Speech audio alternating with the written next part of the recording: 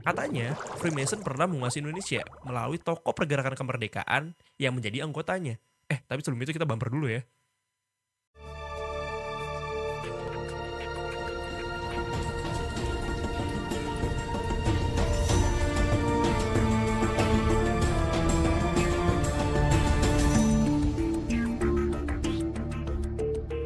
Hore, selamat datang di Sikon, Asik.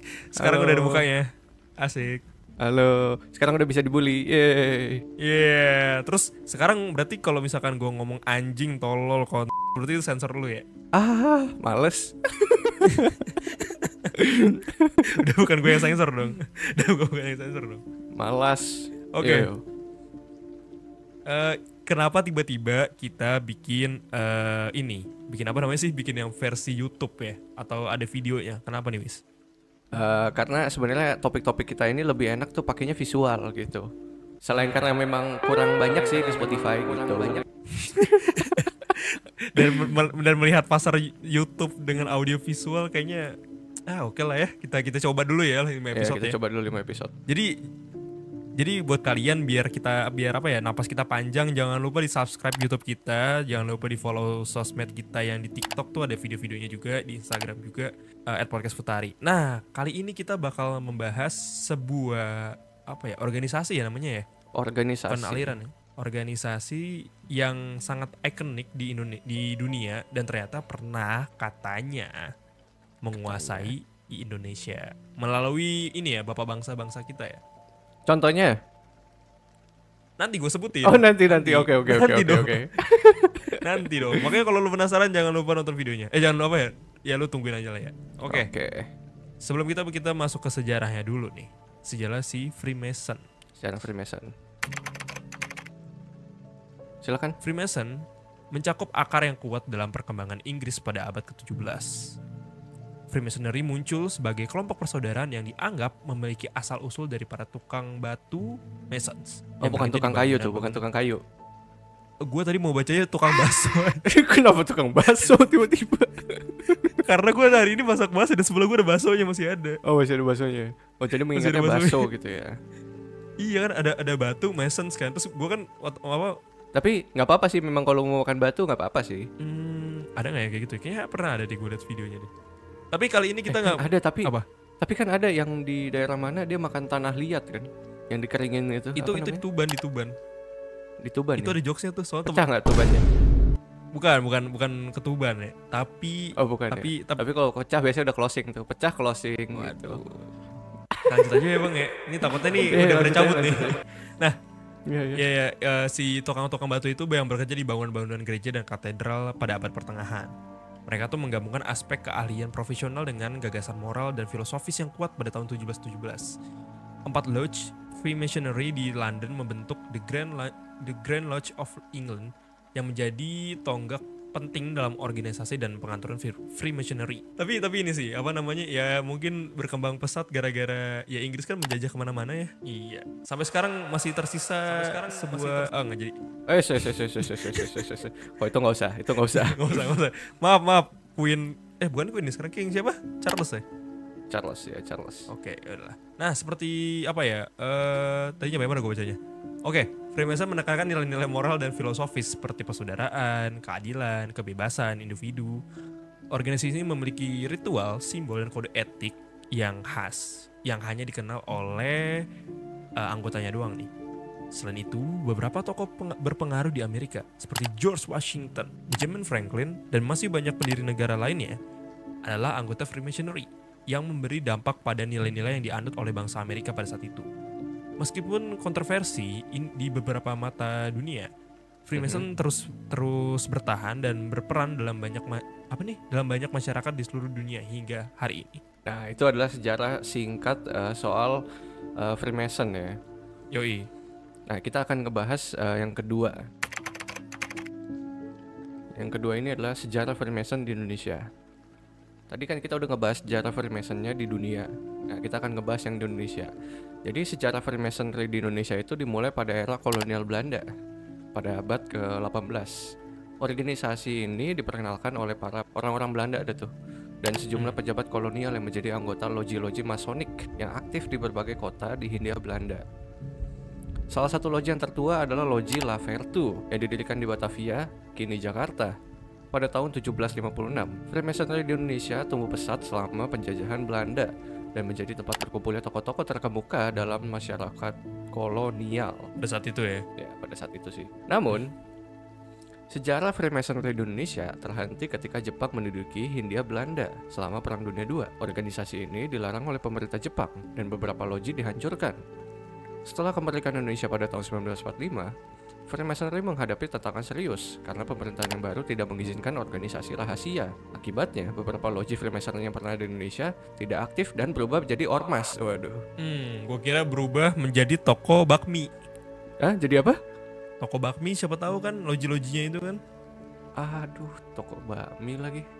Tapi bentar, loji itu tuh nama perkumpulannya? Apa sebuah orang-orangnya jadi organisasi atau nama tempat ritualnya atau gimana tuh? Oh, loji itu tempatnya. Oh, tempatnya. Nama tempatnya itu loji. Kalau mau Keren, masuk keren. login, nah gitu. Waduh, kalau mau keluar, Lockout gitu. kalau mau daftar, ya. Lanjut bang. Nah, pada tahun belum ya, tadi pokoknya nggak aktif. Habis itu anggota Freemasonry-nya terpaksa mengurungkan aktivitas mereka, alias udah lu bubar lah gitu pokoknya. Tapi pada tahun 2011, beberapa tahun setelah pemerintahan Indonesia mengizinkan kembali Freemasonry, 2011 berarti zamannya siapa tuh? SBY. SBY yang kedua ya berarti ya? Sama Pak Budiono berarti. Iya, sama Budiono ya. Sebuah loji bernama The Grand Lodge of Indonesia didirikan. Organisasi ini bertujuan untuk mempromosikan persaudaraan, moralitas, dan filosofi Freemasonry di Indonesia. Sejak itu, Freemasonry telah mulai aktif kembali dan mendapatkan pengakuan di Indonesia. Meskipun dengan jumlah anggota yang relatif kecil dibandingkan dengan beberapa negara lain.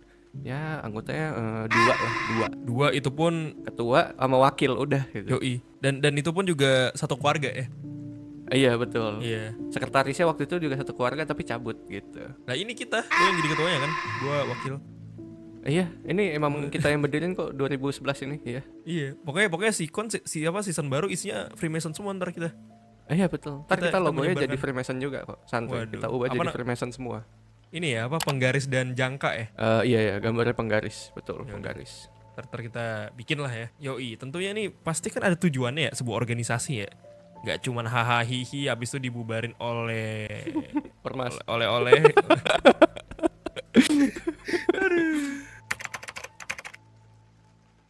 Ya intinya punya tujuan lah Freemason ini untuk di Indo. Sebenarnya sih simpel-simpel aja ya, kayak organisasi pada umumnya gitu loh. Membangun persaudaraan, meningkatkan moral dan etika, memelihara senior yang tidak lulus dari kuliah, menghakimi junior. Yang 3, 4 ini udah mulai nggak jelas nih. Oke. Nah, ini yang ketiga nih, pelayanan masyarakat. Nah, ternyata banyak loji dan anggota Freemason di Indo tuh sangat aktif dalam kegiatan pelayanan masyarakat. Oh, hyperaktif Mereka- berarti ya, hyperaktif. Yoi. Biar dikata nggak kayak band-band zaman sekarang tuh. Nge-band bubar gitu. Manggung 2 kali bubar. Yoi. Nah, si Freemason ini enggak ternyata. Mereka tuh terlibat dalam berbagai program amal. Jadi kalau misalkan ada yang ngomong kayak wah Freemason sesat gitu, nggak juga karena itu proyek pendidikan. Terus kayak bansos tuh mereka ikutan gitu. Cuman nggak tahu tuh. Siapa tahu cuman cuci tangan. Siapa tahu ya kan. Ya kan cuman biar kelihatan baik aja gitu, padahal di belakangnya gitu. Kadang mau bagi-bagi baju juga Freemason suka dilempar-lempar kayak si itu. Sampai hilang tuh audio gua barusan. Aduh, gue ngeri aku dingin nih yang hilang lebih tepatnya. turun. Nah, lanjut aja. Oke. Kita next Tujuan aja. ini, tujuan ini tuh mencerminkan komitmen Freemason untuk memberi kontribusi positif kepada masyarakat di tempat mereka yang tinggal. Nah, Freemason di Indo, seperti di negara lain, berusaha menciptakan lingkungan yang mendukung perkembangan pribadi, moralitas yang tinggi, dan pelayanan yang sangat bermanfaat bagi masyarakat. Meskipun Freemason adalah organisasi rahasia, tujuannya adalah untuk menciptakan perubahan positif dalam kehidupan anggotanya dan masyarakat di sekitarnya. Ini kayak diputer-puter ya kata-katanya nih. Gimana sih Iya sih. ChatGPT nih? Ya, namanya juga ChatGPT ya guys ya. Mohon maklum ya. Namanya juga ChatGPT gitu. Oke, jadi setelah itu tujuannya di Indonesia, pastinya karena dia menduduki Indonesia cukup lama, akhirnya hilang, akhirnya muncul lagi, pasti ada bukti dan efeknya. Nah, berikut ini kita akan masuk ke slide 4, yaitu bukti dan efek yang masih ada Freemason di Indonesia. Bukti kedatangan Freemasonry bersama VOC alias aparat lupa organis, kayaknya gue lupa apaan. Organized call. C-nya ini ya, corporation bukan sih? Iya benar dia. Oh iya. Ya kali ya udah lah ya. Gue kira tuh Veredisce gitu lah pokoknya ya, VOC. lah, gue kira Federasi Olahraga Cibino. Federasi, oh pakai V ya federasinya ya, federasi. Oke. Federasi. Federasi. Federasi. Ini kan orang Cibinong yang ngomongnya P ya, federasi. Nah, jadi VOC ini menurut pengamat sejarah kemesenan Sam Ardi bisa dilihat dari nisan serdadu VOC yang berada di Museum Taman Prasasti Jakarta Pusat. Di salah satu nisan di museum itu terdapat logo Freemasonry berupa jangka dan penggaris siku. Sam Ardi itu siapanya Sam Smith? Ini museum, taman, apa prasasti? Dia museumnya itu bentukannya taman prasasti. Kalau Sam Ardi itu siapanya Sam Smith? Sam Ardi itu temennya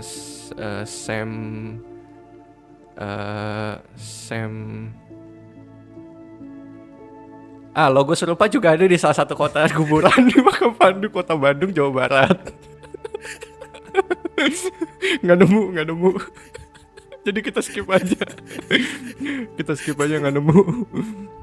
Nah, banyak loji yang ditutup pada masa pendudukan Jepang. Semua loji Indonesia ditutup setelah Freemasonry dilarang berdiri oleh Soekarno pada tahun 1962. Loji-loji utama di Hindia Belanda meliputi apa aja, Rak? Silakan. Waduh, loji-loji utama di Hindia ada banyak.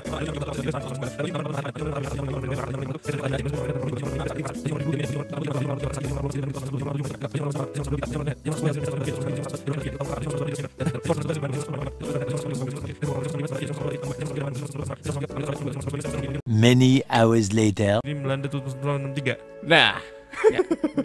Itu adalah beberapa loji-loji yang pernah berdiri di Indonesia. Nah, itu kan jadi buktinya. Sekarang ada efeknya Freemason untuk gerakan nasional. Jadi, pengaruh tidak langsung terhadap gerak laju nasionalisme di Indonesia pada masa itu berhubungan antara gerakan Teosofi dan Freemasonry dengan tokoh-tokoh nasional, terutama yang terlibat dalam Budi Utomo, Budut. Waduh, sering tawuran tuh. Memiliki dampak yang signifikan. Betul. Memiliki dampak yang signifikan pada perkembangan nasionalisme di Indonesia pada awal abad ke-20. Tokoh-tokoh seperti Muhammad Tabrani, Ki Sarmidi Mangkusarkoro, Ki Hajar Lewantoro, Cipto Mangunkusumo, dan lainnya yang terlibat dalam gerakan Teosofi dan Freemasonry memiliki peran penting dalam pembentukan pikiran dan gerakan nasionalis. Jadi dapat disimpulkan tuh bahwa sikap Freemasonry terhadap agama adalah satu doktrin yang diajarkan dalam organisasi ini. Itu pandangan bahwa semua agama dianggap sama, terlihat banget pada pergesekan dalam pandangan agama dan keyakinan dengan beberapa anggota Budut ya, seperti Gunawan Mangunkusumo yang cenderung bersikap sekuler dan juga mencari kesamaan dalam agama-agama. Nah, hal ini tuh mencerminkan pengaruh Freemason dalam pemikiran mereka terkait agama dan sekularisasi. Dia mau bikin doktrin gitu sih memang yang Freemasonry. Ya mungkin. Kan kita tidak tahu nih. Cuman kita tuh nggak tahu di dalam otaknya si anggota-anggotanya tuh. Siapa tahu kayak mungkin siapa tahu dia bilang kayak ya udah semua agama sama, semua Tuhannya sebenarnya sama. Siapa ya jadi cuman kita akan menuju surga mungkin jalannya beda-beda gitu ya. Siapa tahu kan si orang-orang Budut itu mikirnya itu gitu. Atau punya pikiran lain ya intinya sih sebenarnya nilai plusnya adalah kita mendapatkan pergerakan nasional, pemikiran gerakan nasional lewat anggota-anggotanya juga gitu. Cuman ini katanya tuh si yang tadi disebutin itu katanya pernah diduga anggota Freemason katanya. Iya. Ini kita masih menspekulasi ya. Iya, tapi kalau misalkan ternyata benar juga ya gimana ya udahlah ya gitu loh. Ya, begitulah ya gitu. Udah sejarah juga sudah lewat juga ya gitu. Saatnya bola liar. Bola liar.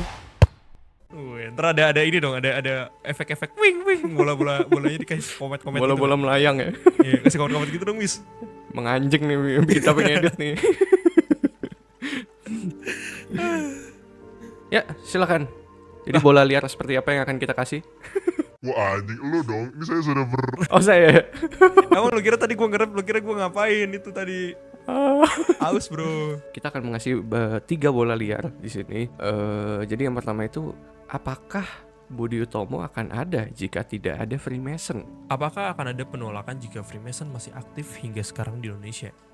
Nah, dan apakah lo tertarik untuk mengikuti organisasi Freemason jika di Indonesia itu legal? Nah, Lu tinggal tulis dah pendapat lu di kolom komen. So, Yes. ya itu closingan dari kita. yoi, jangan lupa di follow dan diikuti, pokoknya di follow lah semua sosmed kita. Ada di mana aja, Wis? Di @podcastputari. Ada di @podcast dulu, cari @podcast Putari ada. Kita juga ada di Spotify, ada di Noise juga. Search aja podcast Putari, lu dengerin lah. Jangan lupa dengerin segmen-segmen yang lain. Mungkin on the way ke YouTube mungkin ya. Kalau misalkan tidak capek ya. Ya. Kita lihat aja pokoknya nanti. Tapi lu Iya. follow aja pokoknya semuanya. Betul, biar nggak ketinggalan. So, ya, sampai jumpa lagi di episode-episode berikutnya. Dadah.